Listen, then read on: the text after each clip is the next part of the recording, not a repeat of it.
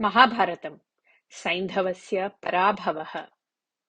अतिथिरूपेण आगतस्य दूर्वाससः तच्छिष्याणां च सत्कारः एतस्मिन् असमये कथं करणीयः इति अजानती द्रौपदी कृष्णं प्रार्थितवती। तत्समनन्तरम् एव कृष्णः तत्र प्रत्यक्षः जातः। तं प्रणम्य उक्तवती द्रौपदी, दूर्वासाः शिष्यगणेन सह स्नानार्थं गङ्गानदीं गतवान् अस्ति। तस्य प्रत्यागमनसमये पाकः अत्र सिद्धः स्यात्।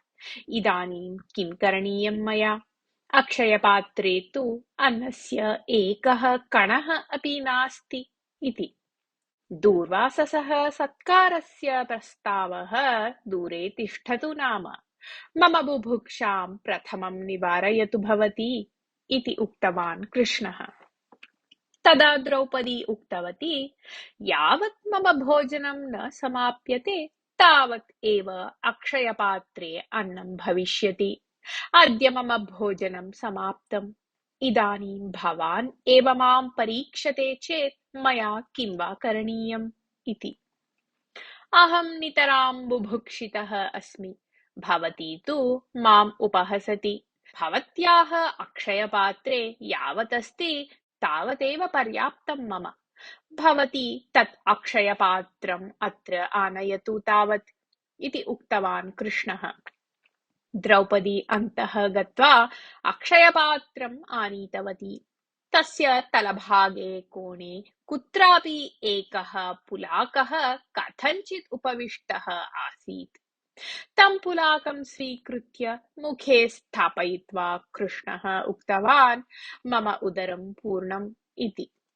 अनन्तरं सः भीमम् आहूय, भवान् गङ्गातीरं गत्वा दूर्वाससं तच्छिष्यान् च निवेदयतु यत् शीघ्रं भोजनार्थम् आगन्तव्यम् इति सूचितवान्। भीमस्य आगमनात् पूर्वम् एव दूर्वाससः तच्छिष्याणां च उदरं पूर्णं जातम् आसीत्। तृप्तिसूचकम् उद्गिरणं मुखात् निर्गच्छत् आसीत्। अतः शिष्याः दूर्वाससम् उक्तवन्तः, आर्य, आकण्ठं भुक्तम् इव अनुभवः अस्माकम्। भोजनं सज्जीकरोतु इति वयं धर्मराजम् उक्तवन्तः स्मः अपि। इदानीम् एकं कणं सेवितुम् अपि न शक्नुमः वयम्। किं करणीयम् इदानीम् इति। तदा दूर्वासाः उक्तवान्, धर्मराजविषये अन्याय्यम् आचरितम् अस्माभिः। सः यदि कोपेन अस्मान् पश्येत् तर्हि वयं सर्वे भस्मीभूताः स्याम। पूर्वम् अम्बरीषप्रसङ्गे मया एतादृशः एव अनुभवः प्राप्तः आसीत्। इदानीम् अस्माकं न अन्या गतिः, पलायनात् ऋते। अतः कमपि अनुक्त्वा इतः निर्गच्छाम तावत् इति। पूर्वं कदाचित् एकादशी व्रतं समाप्य अम्बरीषः ब्राह्मणैः सह यदा भोजनार्थम् उपवेष्टुम् उद्युक्तः तदा तत्र दूर्वासाः आगतवान् आसीत्। अम्बरीषः विनयेन तं निवेदितवान्, पारणार्थं भवता आगन्तव्यम् इति। स्नानार्थं गतः दूर्वासाः दीर्घकालानन्तरम् अपि न आगतः। द्वादशी समाप्तप्राया जाता। द्वादश्याः समाप्तेः अनन्तरं पारणा कृता चेत् व्रताचरणं निष्फलं भवति। अतिथेः आगमनात् पूर्वं भोजनं तु पापकरम्।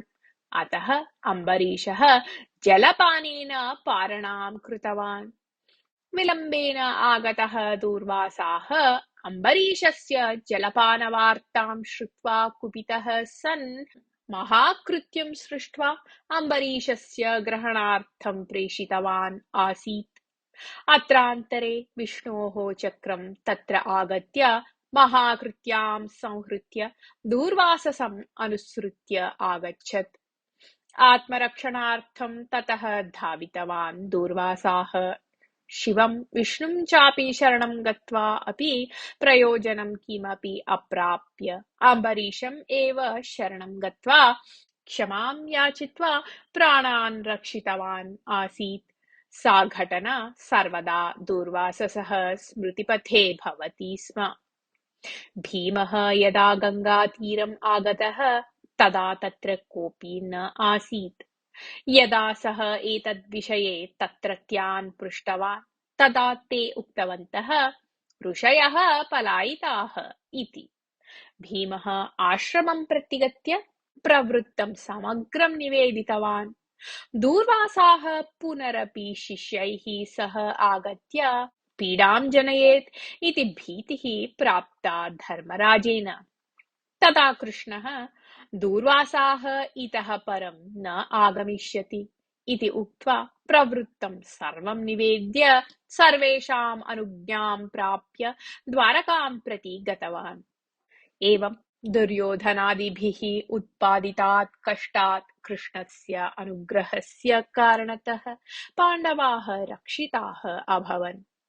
पुनः कश्चन कालः अतीतः।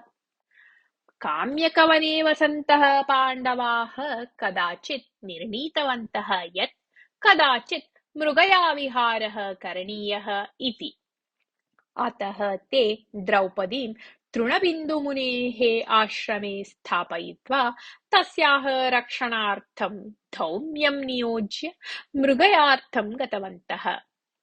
तस्मिन् एव दिने सैन्धवः साल्वराजकुमारीं परिणेतुम् इच्छन् सैन्येन कैश्चित् राजभिः च सह प्रस्थाय तृणबिन्दोः आश्रमस्य मार्गेण गच्छन् आसीत्।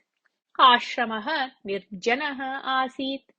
पार्श्वस्थे लतागृहे द्रौपदी प्रकाशमाना देवता इव स्थिता आसीत्। सैन्धवः ताम् इष्टवान्। दर्शमात्रेण सैन्धवे मदनविकाराः उत्पन्नाः। युक्तायुक्तविवेकतः वञ्चितः अभवत् सः कोटिकास्य नामकं राजकुमारम् आहूय उक्तवान् दृष्टा खलु भवता सा सौन्दर्यखनी। दर्शनमात्रेण अहं तस्याम् अनुरक्ता जातः। एषा का कस्याः पुत्री इति मया ज्ञातव्यम्। एषा कस्यचित् पत्नी अपि भवेत् नाम। एषा एव मह्यम् आवश्यकी। अतः भवान् तस्याः समीपं गत्वा मया सह आगच्छति वा न वा इति विचार्य आगच्छतु इति।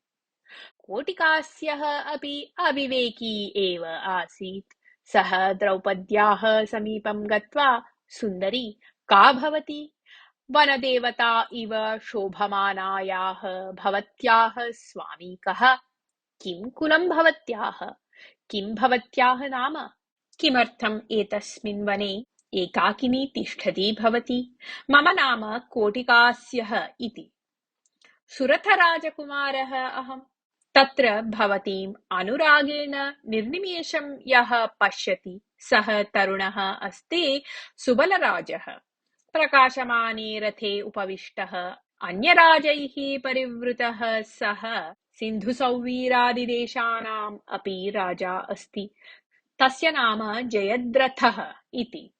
भवत्याः पूर्वापरं विचारयितुम् इच्छन् सः जयद्रथः मां प्रेषितवान् अस्ति इति उक्तवान्। तदा द्रौपदी उक्तवती भवान् कः कीदृशः इति अहं जानामि। मानिन्या सत्कुलजातया मया वस्तुतः भवता सह वार्तालापः न करणीयः। किन्तु किं करवाणि? भवतः प्रश्नानाम् उत्तरं वक्तुम् अत्र अन्यः कोऽपि नास्ति। अतः अनन्यगतिकया अहम् एव वदामि। अहं द्रुपदराजस्य पुत्री। कृष्णा इति मम नाम। पाण्डवाः मम पतयः। ते इदानीं मृगयार्थं गताः सन्ति। अचिरात् एव प्रत्यागच्छेयुः ते। यदि भवन्तः तेषाम् आतिथ्यं प्राप्नुयुः तर्हि ते सन्तुष्टाः भवेयुः इति। कोटिकास्यः सैन्धवसमीपं गत्वा सर्वं निवेदितवान्। असमान्या सुन्दरी सा।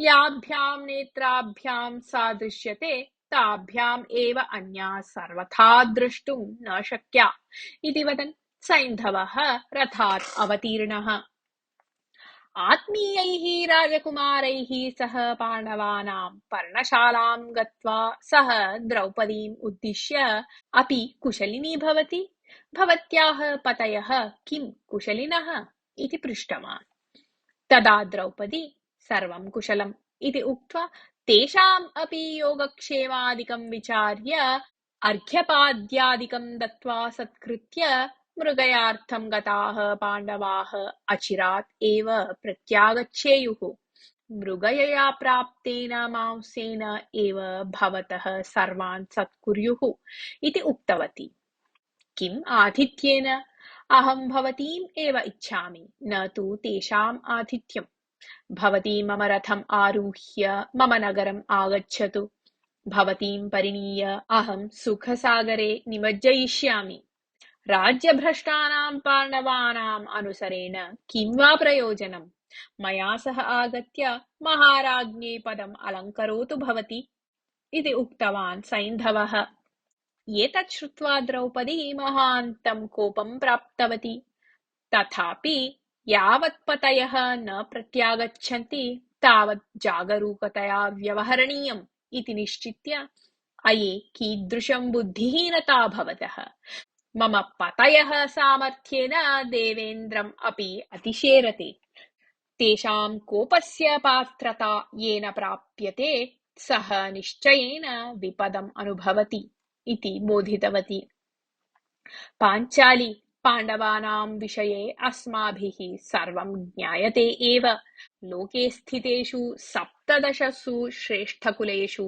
अस्माकं कुलम् अपि अन्यतमम् अलं व्यर्थवार्तालापपूर्वकं समययापनेन पाण्डवेभ्यः भीतः अहं भवतीम् अप्राप्य गच्छेयम् इति चिन्तनं मास्तु भवत्याः इति उक्तवान् सैन्धवः तदा द्रौपदी कोपेन अये राजाधमा पाण्डवानां पत्नी सुलभलभ्या इति चिन्तनं वा भवतः अहं पतिव्रता अस्मि पाण्डवेभ्यः ऋते अन्यत्र कुत्रापि मम मनः न प्रवर्तते यदि भवान् बलात्कारप्रयत्नं कुर्यात् तर्हि अर्जुनस्य बाणाः भवन्तं यमसदनं प्रेषयेयुः इति उक्तवती सैन्धवेन सह आगताः राजकुमाराः द्रौपदीं ग्रहीतुं गताः द्रौपदी तेभ्यः आत्मानं रक्षन्ति उच्चैः आक्रोशनं कृतवती सैन्धवः ताम् उन्नीय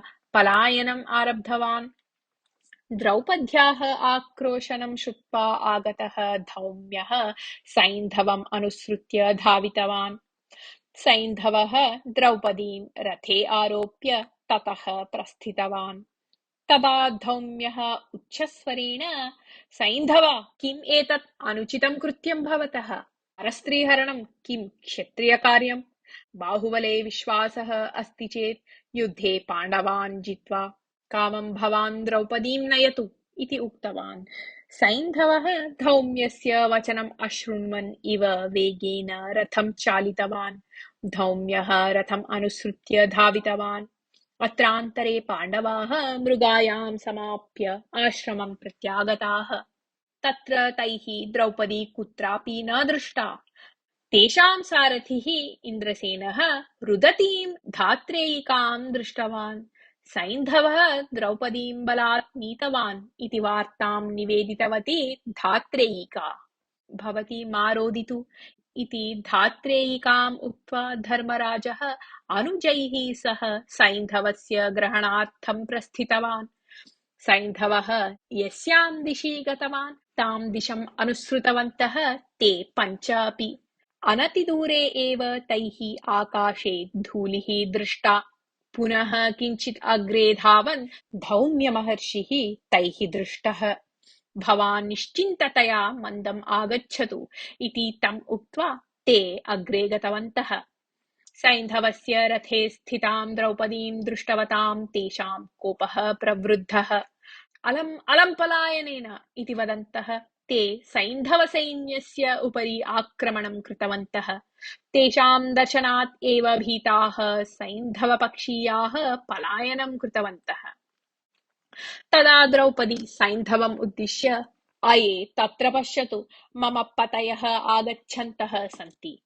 भवान् भवत्सैन्यं च इदानीं सर्वनाशनं प्राप्स्यति। विनाशकाले विपरीतबुद्धिः उत्पद्यते इति ज्येष्ठाः वदन्ति। भवतः अपि तादृशी एव गतिः इति उक्तवती। पाण्डवाः सैन्धवसैन्यं लक्ष्यीकृत्य बाणवर्षणम् आरब्धवन्तः। एतद् दृष्ट्वा सैन्धवसैनिकाः पलायनम् आरब्धवन्तः। भीमः गदाम् उन्नीय सैन्धवसारथसमीपं गतवान्। तदा कोटिकास्य अभिमुखम् आगत्य तस्य अवरोधं कृतवान्। तस्य साहाय्यार्थम् अन्ये अपि तत्र आगताः। अर्जुनः सैन्धवरथस्य समीपं गच्छन् अवरोधभूतान् 17 वीरान् मारितवान्। धर्मराजः अपि शताधिकान् मारितवान्। नकुलः बहून् पादातिनः मारितवान्। सहदेवः गजारूढान् सर्वान् यमसदनं प्रेषितवान्। त्रिगर्तराजः धर्मराजेन मारितः। सैन्धवपक्षीयाः बहवः मृताः। कोटिकास्यः पलायनमन्त्रं पठितवान्। अन्ते अनन्यगतिकः सैन्धवः द्रौपदीं रथे एव परित्यज्य पलायनम् आरब्धवान्। अर्जुनः एतं विषयं भीमम् उक्तवान्।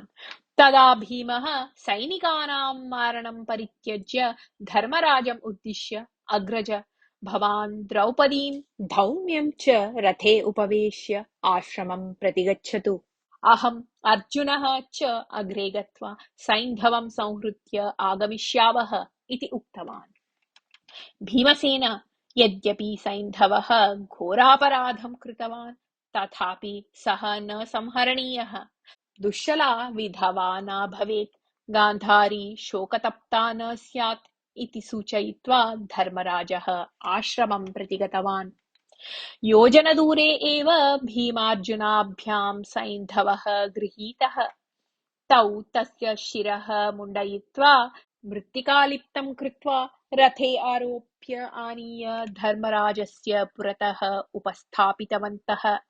इतः परं भवान् सर्वत्रापि अहं पाण्डवानां दासः इति वदन् जीवेत् इति सूचयित्वा द्रौपद्याः सूचनानुसारं सैन्धवं बन्धविमुक्तं कृतवान् भीमः। इतः परम् एतादृशे अनुचिते कार्ये कदापि प्रवृत्तिः मा भवतु भवतः इति उपदिश्य तं प्रेषितवान् धर्मराजः। अनुवर्तते।